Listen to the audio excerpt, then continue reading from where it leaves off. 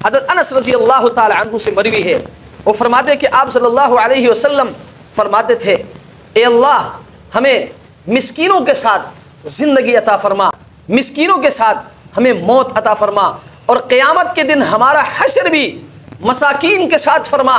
उम्मुल मोमिनीन हज़रत आयशा रज़ी अल्लाह ताला अन्हा ने अर्ज़ किया, अल्लाह के रसूल आप ये दुआ क्यों करते हैं? तो नबी अलैहिस्सलाम ने फरमाया कि ए आयशा, ये मिस्कीन मालदारों से 500 साल पहले जन्नत में जाएंगे, और ए आयशा किसी मिस्कीन को वापस न करना, चाहे खजूर की गुठली ही सही, और ए आयशा रज़ी अल्लाह ताला अन्हा इनको अपने करीब रखना। कल क़यामत के दिन अल्लाह तबारक व ताला आपको अपने करीब रखेंगे।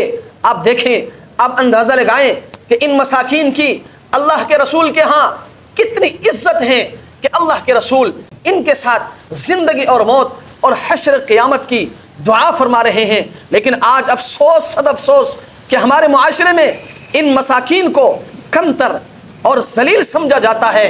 इनको अपने करीब रखना तो दूर की बात, ऐसों के साथ रिश्ता नाता होने के बावजूद लोग इनके साथ शादी ब्याह तक नहीं करते हैं। अवाम तो अवाम खवास भी नहीं करते हैं। इसलिए मेरे भाई, मैं आपसे गुजारिश करूंगा कि अगर अल्लाह तबारक व ताला ने आपको माल की दौलत से नवाजा है तो आप इन गुरबा को, इन मसाकीन को अपने करीब रखें। कल क़यामत के दिन अल्लाह तबारक व ताला तुम्हें अपने करीब रखेंगे। इनके साथ ताउन करें, इनके साथ मोहब्बत रखें, इनके बच्चों के साथ मोहब्बत रखें, इनके दुख दर्द में शरीक हो जाए, इनकी खुशियों में शरीक हो जाए। वल्लाहिल अज़ीम अल्लाह तबारक व ताला ऐसी कामयाबियाँ आपको अता फरमाएंगे कि आप सोच भी नहीं सकते।